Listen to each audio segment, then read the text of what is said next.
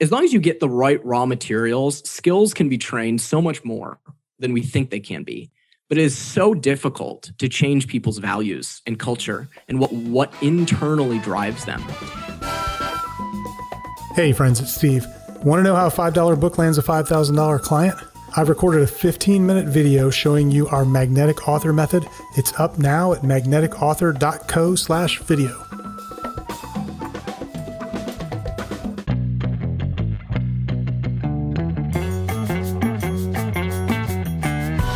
Welcome to the Unstoppable CEO podcast. I'm your host, Steve Gordon, and let me tell you, we got a dynamic interview for you today. I'm very excited about it.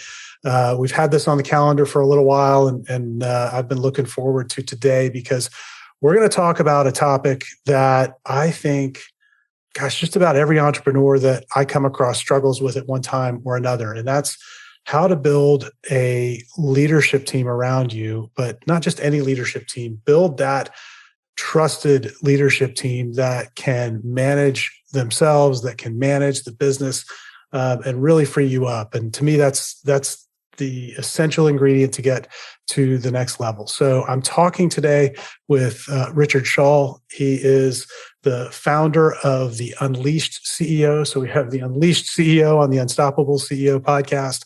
And if you don't know Richard, he has been through this before, started two businesses. They nearly killed him. And then he went to make it his mission to go solve this problem for other entrepreneurs so that they don't have to go through these same struggles. And as I said, he co-founded the Unleashed CEO. They help visionary entrepreneurs scale and create time freedom by going out and recruiting and training a self-managing leadership team.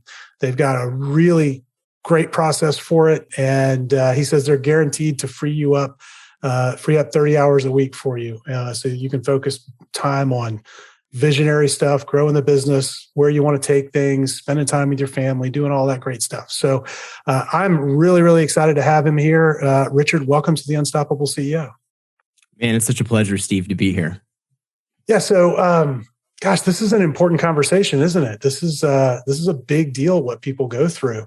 How did you get to the point where you're like the expert in helping business owners build this leadership team? Yeah, man, lots of personal pain would be my answer to that. I think there's an old saying that I grew up hearing from my parents who were very spiritual, but it's sort of applicable here, where it's like they used to say, whatever kind of happens to you happens through you, right? And so there's this interesting dynamic when you have something that really marks your life, even if it's really bad, really traumatic, where you're like, man, nobody else should have to go through that alone. Nobody else should have to go through that and have it be as crappy as it was for me. There's got to be a shortcut here that I can help people avoid some of that. And so I think, man, for me, it really does come out of that. And as you mentioned, I literally remember the day, man, where I walked into my home. I avoided my wife, slipped into a spare room in our home and curled up in a fetal position in the corner and cried out to God for help. And literally at the time I was running, two on paper, very successful businesses that were growing and expanding. And we had angel investors and millions of dollars pouring into, expansion and development. And I literally thought I was going to die. I was having all sorts of kind of weird health issues pop up. We had angel investors who were threatening to pull out, which would have just kind of been really disastrous for the projects we were in the middle of. We had leaders and managers within our company literally just quit and not even tell us, like walk away, cut off communication, stop talking to us. We had no idea it was coming. We're blindsided. We had a storm roll through that did multiple six figures in damage to properties that we own that the insurance company was denying the claims for. We got defrauded by the state government. We were being actively sued by a former partner.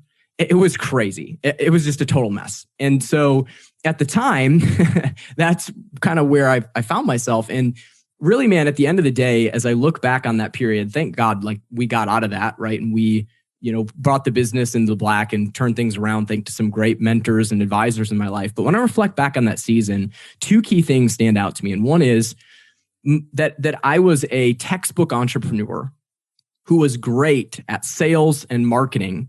But the bigger my business grew, the more my skills started to become, they started to become insufficient for what the business actually needed to scale.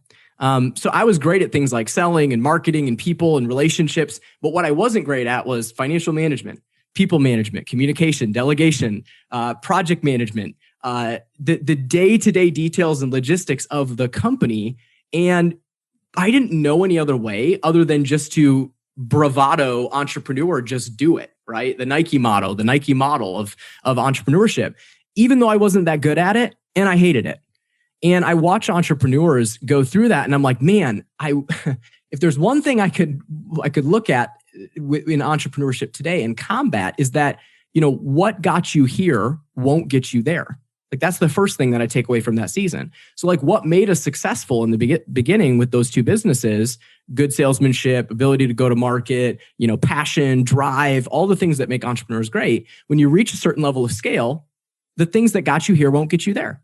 And I see so many entrepreneurs who get really frustrated at the fact that they're stuck and they just keep trying to do the same thing, right? They keep trying to do the same thing over and over. Well, a different skill set is needed, and it might not even be your skill set. So some entrepreneurs I talk to, I'm literally like, you're not the problem, you're just not the solution, right? And they're like, well, I'm the problem. Well, no, you're not the problem, you're just not the solution. You just don't have the requisite skill sets that your company needs at the stage that you're at. And so that's kind of the first thing. What got you here won't get you there. And then the second thing is just, I think that I think entrepreneurship is super lonely and super isolating. And so I just have a huge passion for seeing entrepreneurs actually not do business alone, like actually do business as a team and get people around them that they actually trust and like. And then actually the business is no longer about you. It's about a mission that a group of great people are going after together. And I can tell you for a fact, having done business both ways, the second one is so much better.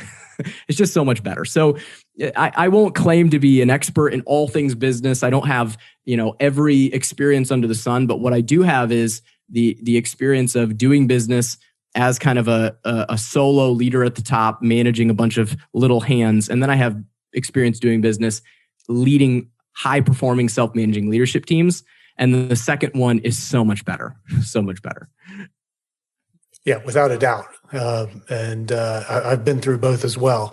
So tell me, how do you define this idea of a self-managing leadership team? So when you're talking to a client who maybe hasn't wrapped their head around that concept yet, they haven't figured out how to do it, how do you explain to them what it's like?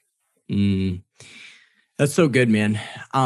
So I think there's kind of like two parts to this. There's the philosophy, which I would say is more at 30,000 feet. And then there's the mechanics of like what roles and how do they work and who does what and how do you hire them and all of that.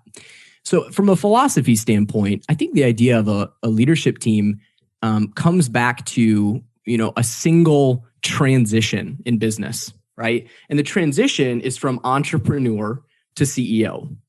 Right? From entrepreneur to CEO. And the two roles are actually more similar than people think, but they're very different in their focus. So as an entrepreneur, you're trying to prove a concept and a business model. You're trying to establish a business model that is scalable and profitable and a client base that will continually pay you using that business model. Okay. Once you've cracked the code on that, typically anywhere between 500 to a couple million in revenue, annual revenues, your job as an entrepreneur is done. And whether you like it or not, your business needs a CEO. And the role of a CEO is to actually now get all of that done without you as the entrepreneur doing it. To build and assemble a team and a machine that makes that happen consistently grows that thing. And so I think it's one of the hardest transitions in business to make, to be honest, Steve, because like entrepreneurs, their businesses are their babies. You know what I mean? They birthed this thing. And so there's a sense of pride and ownership and even identity that comes from like, oh, this is my company, right? Well, yes, it is your company. But at a certain point, it can only grow so long as it's your company, right? And it's about you. At some point, it has to actually become its own thing. Just like a baby leaves the mom and dad's house and that's healthy, it's healthy at a certain point for you to kind of go, this isn't my thing. This is its own thing. And now for a season, I'm going to play the role of CEO, which I may not even play forever. And my job as the CEO is not to do everything and be chief everything officer. My job is to actually assemble a cohesive leadership team and management team that can actually take this company to its full potential. And so I think that's like the philosophy that I would mostly describe it as, making that transition from entrepreneur to CEO. And then you just start somewhere. So this is where we get more into the mechanics, but it's like, well, what does building a leadership team look like? Well, you start with the first one. You start with hiring someone other than you, whose job is to actually think and work on your business, not just do the work. And a great, first step for a lot of companies is, a lot of entrepreneurs, is what I call the executive administrator. Notice the term executive is in there, right? Because they're the first kind of tier of most executive teams. It's the person who owns all of the administrative functions of the company, which most entrepreneurs are not that great at those anyways in the first place. And that's somebody who can own all the administrative functions of everything that you're doing, and really supports the C-suite team in doing that.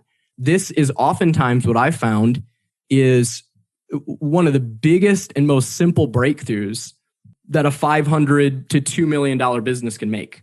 You can literally double the capacity of the leadership team just by adding someone into the mix who's a high-level thinker and executor who can handle everything administratively for the company. It's a game changer. I've literally seen companies double and triple by adding this one role. It's just absolutely amazing. And the CEO ends up spending a lot more of their time and energy on things they actually love and are good at.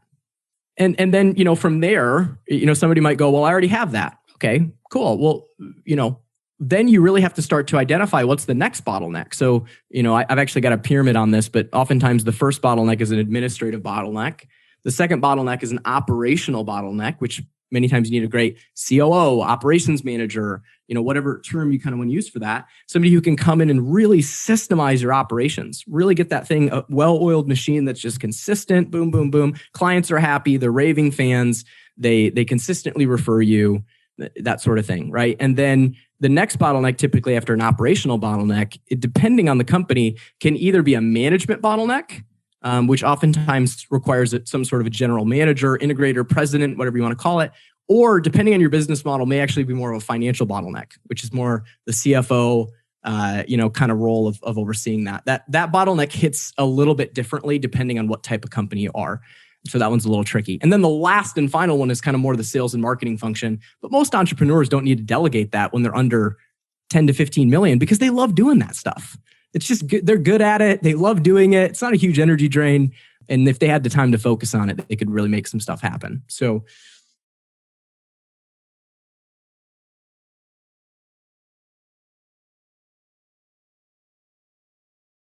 yeah, I love where you started with that. I always think that getting that administrative stuff taken care of and off your plate, that's like the first and best investment that you can make as an entrepreneur.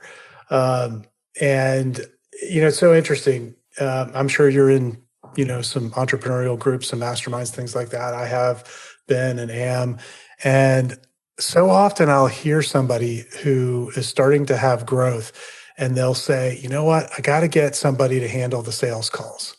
And I'm sitting there thinking, that is going to blow up in your face.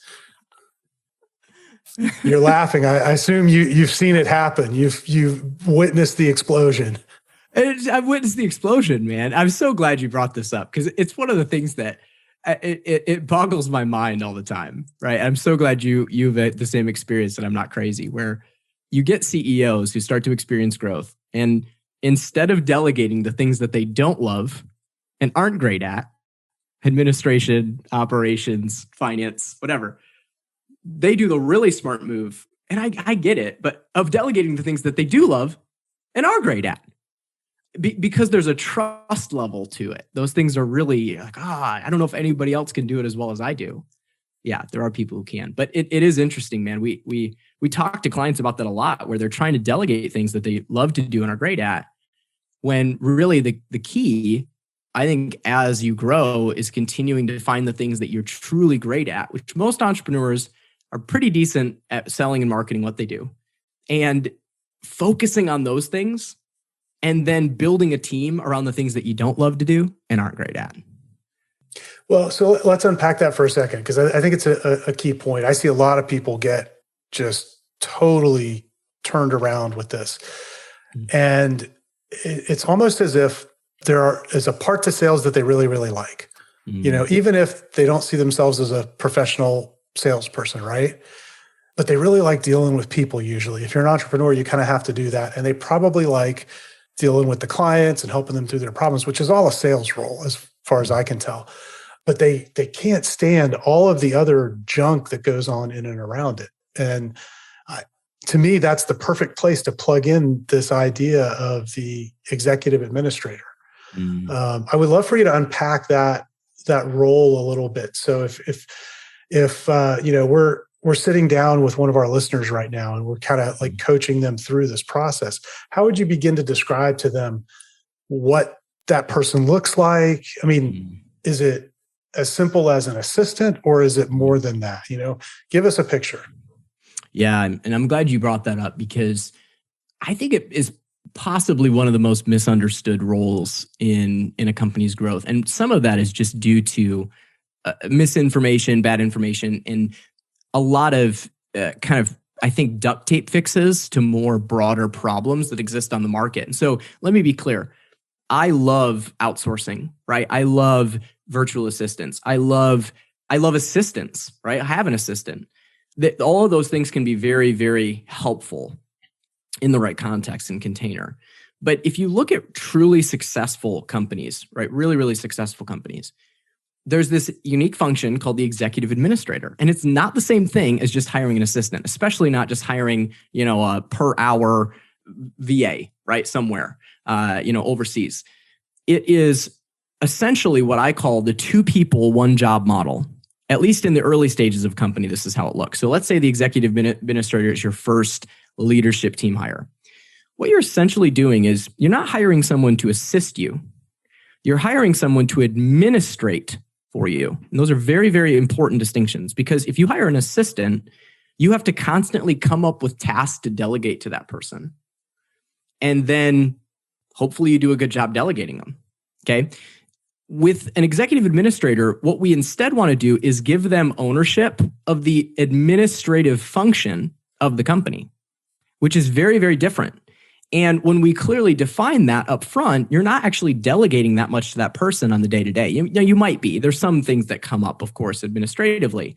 But this person functionally is doing, you and them are doing the same job with different functions. So everything high level, strategic, long-term focus that you do, because you guys are the executive team right now, that's the yin side of the equation, and the entrepreneur does that.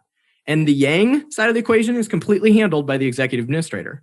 Now that morphs and evolves just a bit as your leadership team grows and evolves, but the same concept is true, right? It's that yin and yang, balance that you have. And so it's two people doing one job, and it literally 2 times the capacity of the leadership and management capability for the company. So a lot of entrepreneurs that I know, as you've talked about, Steve, we were talking about this before the show.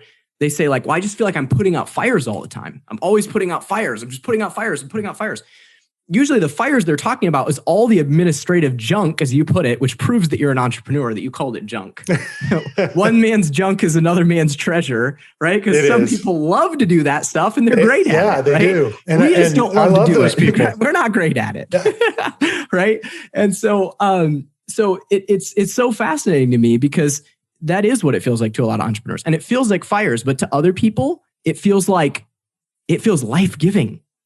To be able to solve problems for other people, that's amazing to them. And so what we try to do is find that person who has that yang to the yin, get them to fully own everything that you do, and then just take responsibility for anything administrative associated with it. They also become the filter for how things arrive on your desk. Like, so in an ideal world, the executive administrator is taking off 50 to 60% of stuff that's coming at you before it even comes in front of you. You don't even know about it. And some people, that freaks them out. It doesn't freak me out as long as I have a trusted person, right? And I can only make so many decisions in a day, right? Jeff Bezos says his job is to make like one key decision a day. So, I mean, we can learn from that, right? It's like one good decision, one key strategic decision a day, right? And then everything else, man, let somebody else who is good at that handle it. Yeah, I love that. And, I've experienced it in the first business that I owned. We hired we called her the CFO, but we hired her out of college, and she was super smart and came in and really quickly got the business. But not only handled some of the financial functions, but handled all of that administrative stuff. And it was just amazing. I could take a 2-week vacation and come back and things were better than when I left. Didn't have to check in, didn't check email, any of that. So, and recently in this business, I've just hired somebody effectively in that role. It is life-changing. I'm glad you described it that way. It absolutely is. So somebody's listening to this, they go, okay, I need that. I want to go get that. Like, what does that person look like? How do you know that you're going after the right thing? That's a really good question. So it brings me back to the yin yang analogy, because I just think it's so helpful. And if you've ever looked at that symbol, I'm not super big into Eastern culture. I'm not like a guru by any means, but if you look at the symbol, right, you have opposite colors on the halves, and then you have the core is the color of the other side, right? So the way I always say it is very different on the outside, same at the core, right? Very different on the outside, very different in skill sets and personality, same at the core when it comes to core values and what we ultimately want, right? What we ultimately want. So there's two things I'd be looking at, right? So the first thing that I'm kind of like an evangelist for entrepreneurs is that as long as you get the right raw materials, skills can be trained so much more than we think they can be. But it is so difficult to change people's values and culture and what internally drives them. And so for entrepreneurs, I think one of the most important things to understand is that there are people who excel at this already, have the skills, excel at this, and are even professionally trained. You don't necessarily need someone professionally trained, but professionally trained in this.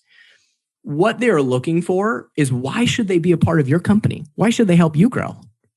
And to me, the strongest way to get the attention of those kind of people is via what I call a weaponized vision, right? A clear vision for your company and set of values that you hold to, as well as a strategic plan to get there, that is compelling to a talented person who's looking to contribute to something. So, one of the recent studies that came out, there's kind of two interesting things. One is the reason why people leave jobs, I think it's like over 80% of the time, is because of leadership and there's a lot of terms around it, but essentially it's like lack of vision, right? Lack of growth opportunity or whatever. And then on the flip side, the number one reason people will choose to work one place over another or leave one job for another is essentially it's not compensation. So interesting when you look at the marketplace. It's actually feeling like they're able to use their gifts and talents in a way that meaningfully contributes or makes an impact, right? So I think as an entrepreneur, this is the only thing we have going for us in recruiting, but it is a big competitive advantage if we leverage it. So a lot of things we don't have, the big health benefit plans and the, whatever.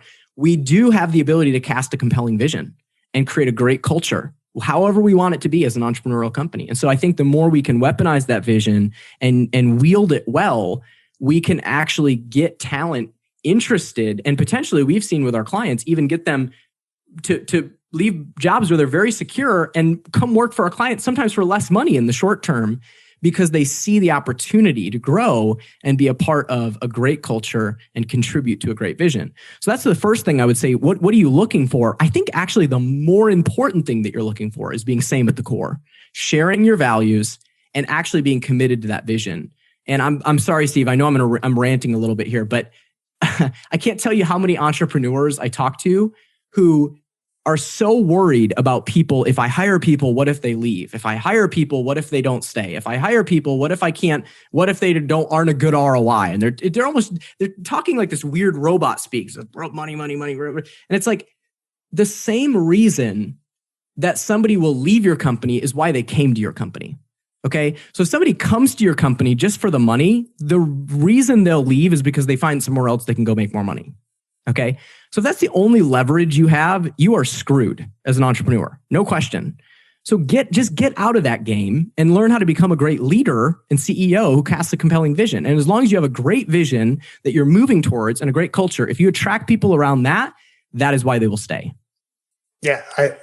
My experience has been 100% in alignment with that. I'm sitting here thinking about the first business that I built, and we were a tiny little company. I mean, I was the 10th employee when I got there out of college, and 4 years later, I took over as CEO. And we used, I love your term, weaponized vision, and we used that, and we used it in two ways. We used it in sales pretty effectively. In fact, beating pretty large national competitors on a consistent basis. But we also used it to go get the lion's share of the talent in what was at the time a hyper-competitive market for the very niche-specific type of people that we needed. There were only, a couple of dozen produced in the country in any given year, and we would go get 3 or 4 of them. And as you're talking about it, like that was the secret. Like we were able to tell them a story that was so much more interesting to them that, they wanted to work for us, and I love that you shared that. I mean, to me, that is such a game changer. And particularly for a small company where you don't have, endless buckets of money to throw at people. You don't have, the fancy benefit packages and all of that. This can be so much more compelling for people and so much more exciting and interesting. And you're going to get the better people. Because what I've found is the better people are more motivated by the vision that you're throwing out there. So thank you for sharing that. I think that's really, really key. So we've cast the vision, we kind of know who we're going after. You've gone out there, you've found that first person, and now we got them inside the company. Like, what do we do? Like, I'm an entrepreneur. I'm used to doing everything. Like, old habits and bad habits die hard. Yeah, man, they do. Except for if you make a plan in advance. See, most entrepreneurs, the problem is they see the hire as the solution when the hire is not a solution, right? The delegation is the solution. And you can hire someone and very much not delegate to them, right? Not empower them. And some of our audience, that's actually what they're truly scared of. It's why they don't go hire someone. It's because they know, they're like, man, I don't even know how I'm going to do this. How am I going to give them this? And some of that is just fear and butterflies. You just got to get over that and just do it and figure it out. Some of it is valid. And here's a couple things that, I would recommend entrepreneurs do in order to not just hire someone, but truly delegate to someone. So the first one's a little high level. It's mindset. Okay. But first of all, you're going to have to put to death your inner control freak. All right. I have a mentor of mine who used to say, you can have control or you can have growth, but you can't have both. And I just think that saying is so prescient for this transition in a company, because by the way, you can still be in charge and not have control. And those are different things. So you can stay in charge, get reports, have accountability, have systems, hold people to be their best, review them, right? And not be in control.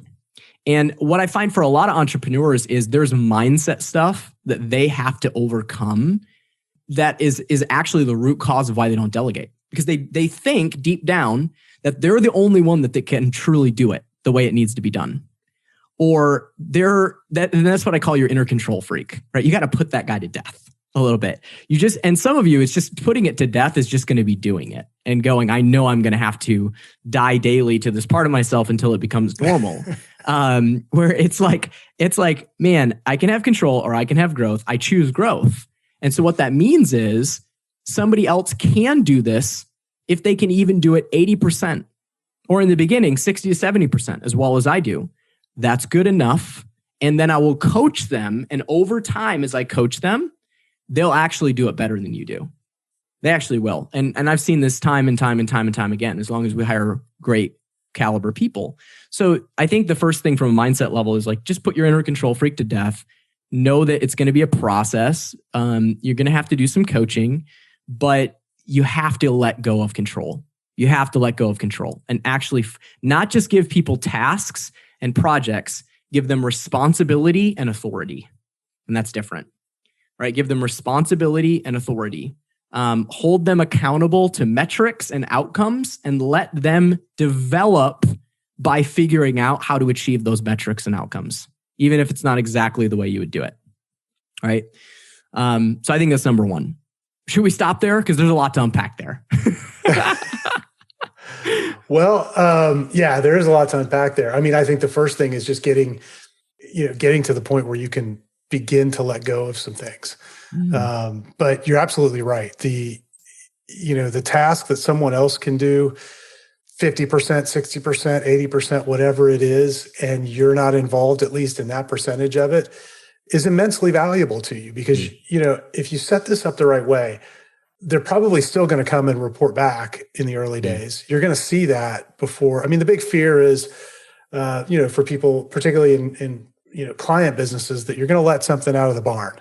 A mistake will get out. Sometimes those can harm people, or they can be seriously costly, And my first business was an engineering company. I mean, we had this rule that, we can't allow a mistake out the front door, because if we did, and that thing went and got built wrong, it could be tens of thousands of dollars. It could be hundreds of thousands of dollars, and so you got to have that confidence, but you can put checks and balances in place. My experience in that first company, I think, really proves it. We would take kids out of college, and I was the first one.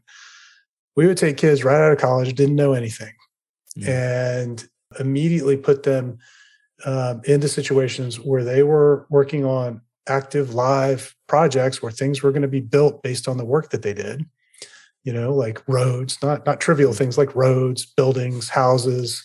We did at one point 4 miles of a water main you could walk through. The utility company told us it was the largest storage facility for fresh water in the county. I mean, not insignificant things. And if you mess something like that up, literally it could be millions of dollars.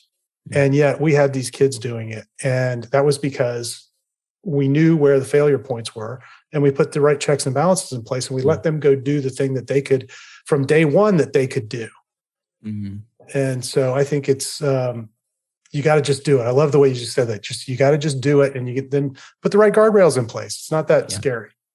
Well, and I think, man, the mindset that you just identified that you are operating in your company was as a CEO, which I think that there's two ways to make decisions: from fear or from vision.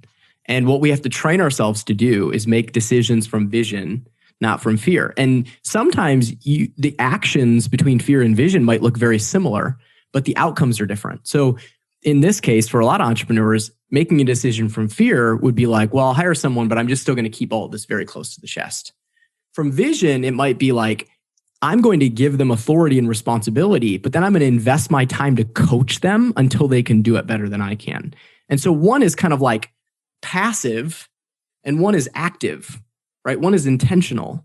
And I think that's what's really important as you step into that role of CEO and start to build out this team that can actually lead and manage things without you. Yeah, without a doubt. So if we kind of follow this journey along, the entrepreneurs put this person in place, they've started delegating, and they're kind of going along. What's the next roadblock that they run into? Like they're just going along thinking this is working great, and then they hit a brick wall. What happens? Yeah. I mean, I think one of the things that I've seen for a lot of entrepreneurs, I'll just say, is they reach a certain point of success and they may have even started to build a leadership team. And they've been working hard for years. And I guess just honestly, point blank, man, I feel like I watch a lot of entrepreneurs somewhere between year 3 and year 7 or 8 in their journey get tired and bored.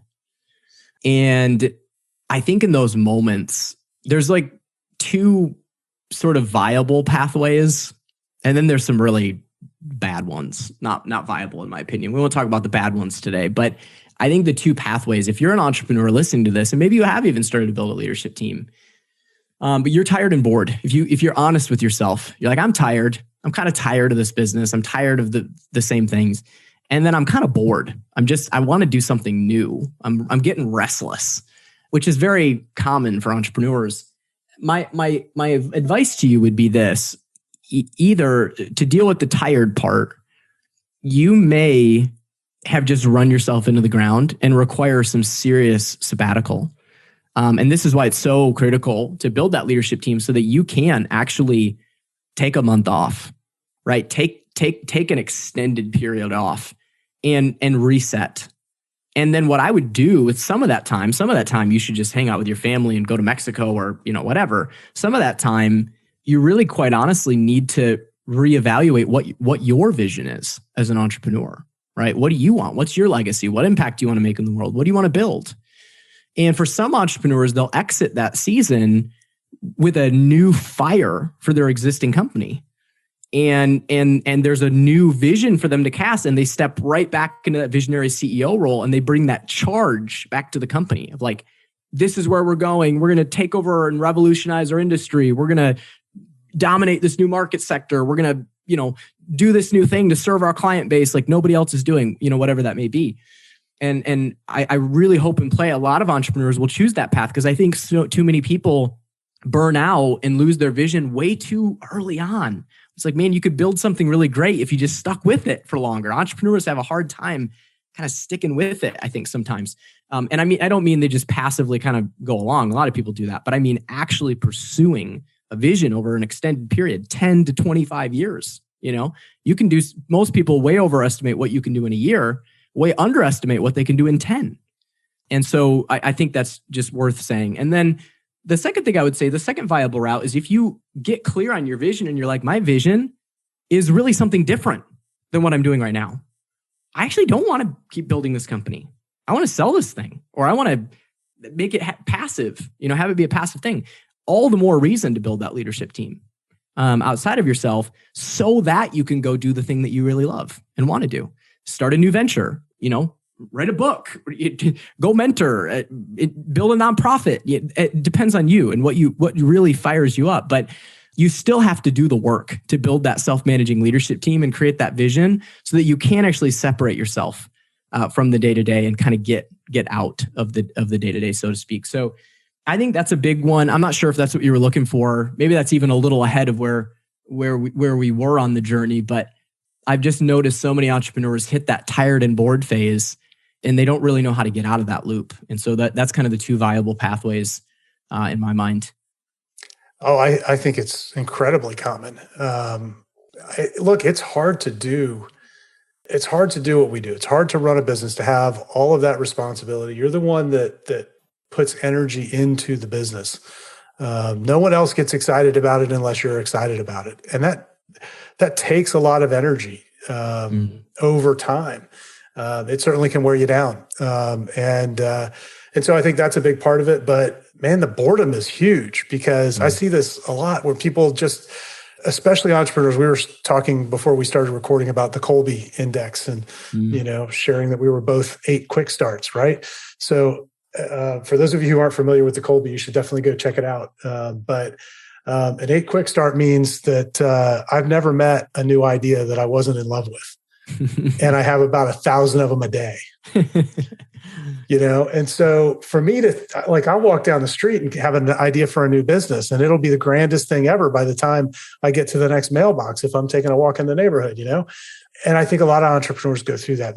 Because you can see opportunity the way that a lot of people don't, you can see opportunity everywhere, particularly as you get better at it. And so it's a real danger to get bored with the business. To me, that is that's one of the most important reasons to do what you're advocating here, because the entrepreneur who's really good at seeing those opportunities and who might be prone to getting bored, if they've built business number one with a solid self-managing leadership team, they can actually elevate to the position of investor.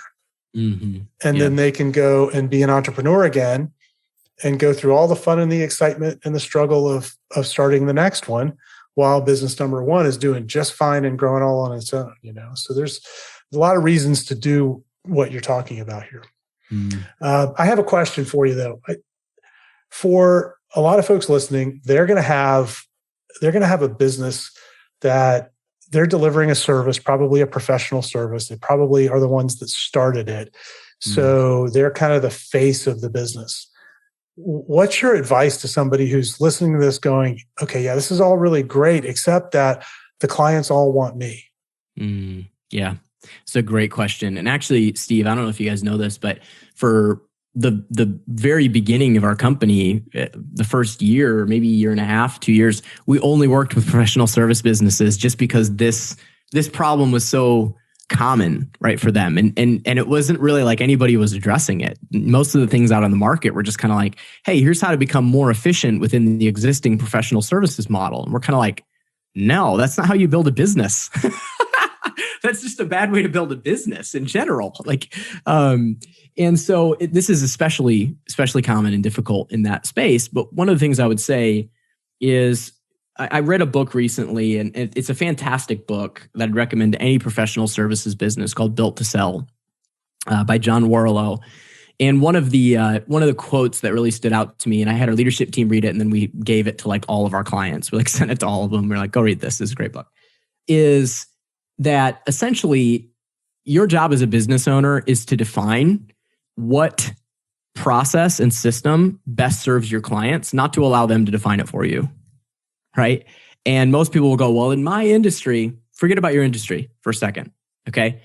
It's your job. Again, it's that entrepreneur to CEO mentality. It's your job as the CEO to define the rules of engagement, how you best, your proven process to get the best results for all of your clients. And I can guarantee you the best way to do that is not dependent on you, no matter how skilled and talented you are. So your clients don't define the rules of engagement. They just don't. You do via your proven process. And then I think that allows you to actually build a business, not a practice, build a business that has a proven process that serves a specific perfect patron who has a painful problem that you have a proven process to help solve. And then as a result of that, I think it gives you the ability to step outside of common industry constraints and actually build a systemized business that has a leadership team, that has scalability, and isn't dependent on you. Again, there's mindset shifts inherent in that I think are more difficult to make, where you were kind of trained to be a professional service provider, not a business owner. And so you have to sort of untrain that mentality and go, do I want to be a service provider or do I want to be a business owner? Well, if I want to be a business owner, I have to put my CEO hat on and change the way I think about my business. Yeah, absolutely. That's a fantastic way to approach it. Well, we've been at this for coming up on an hour here soon. And as much as I'd like to keep going for a long time, I know that we both have other commitments.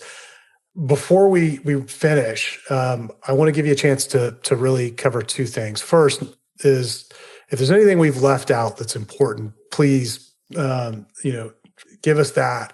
And then the other is, I want to make sure people can understand how you help and where they can find you and all of that. So those are, I think, the two critical things we need to cover before we wrap up. Yeah. So as far as what we didn't cover, man, I think we covered so much ground today that my passionate plea would be, do not be a hearer only, but a doer. So don't just hear this, because the most convenient time to change is always tomorrow. And so my passionate plea would just be to anyone listening who that today struck a chord, go implement something today. Like, go take what we talked about today and go, hey, even if it's something as simple as going, you're going to put something on your desk that says like, show up as the CEO today, not as a service provider or something. Like implement something that's going to help you take that next step into stepping into the role of a CEO. For some of you, that literally might be you're going to go home and write a job description for the first time, for an executive administrator. You go, that's what I need, or a COO, or a president, or whatever. And you just take that next step to begin to build a self-managing leadership team that can truly give you back your time freedom and allow you to do more of what you love. And then as far as how people can reach out to us and kind of how we might be able to help someone who wants some guidance on the journey we talked about today, essentially what, kind of our proven process is designed to do is to help visionary entrepreneurs recruit and train a self-managing leadership team that gives them back time freedom to focus on growth as the CEO. And so the way we do that here at Unleash CEO is pretty simple. One, we help you weaponize that vision we talked about. We do that via really in-depth strategic planning to make sure we understand where we're headed, who's the team we need to get there, and what are the key gaps and bottlenecks that we need to address. From there, if you decide to move forward with us, we engage our amazing A-player recruiting team that's going to help you use every measure possible to find that exact person. We also have, I think, the largest network on the planet of those types of people already curated and on demand, on tap for our clients that are trained in some of our processes and systems to play that executive role within a company. We home grow and develop those people in advance for our clients. And then, once we place someone with you, we'll actually work with you and them to train both of you on how to work together as a cohesive, self-managing leadership team that allows you to effectively delegate not just tasks and projects, but authority and responsibility to that person, which is what's going to truly free you up. And as far as contacting us, you can just go to unleash.ceo. That's our website. No.com, just unleash.ceo. And if you'd like a free training on kind of how our process works, as well as some free tools on how to recruit and train that leadership team, you can go to go.unleash.ceo/register. That's go.unleash.ceo/register, which I'm sure you can find somewhere in relation to this podcast. And we have a free training and some resources there for you to help you take that first step on building your self-managing leadership team. Perfect. We'll get all that stuff linked up in the show notes so everybody can find it really easily. Richard, this has been fantastic. I've thoroughly enjoyed the conversation. I think this is a really important topic for entrepreneurs to be thinking about and be acting on. So thank you so much for investing some time with me today. It was a pleasure, Steve.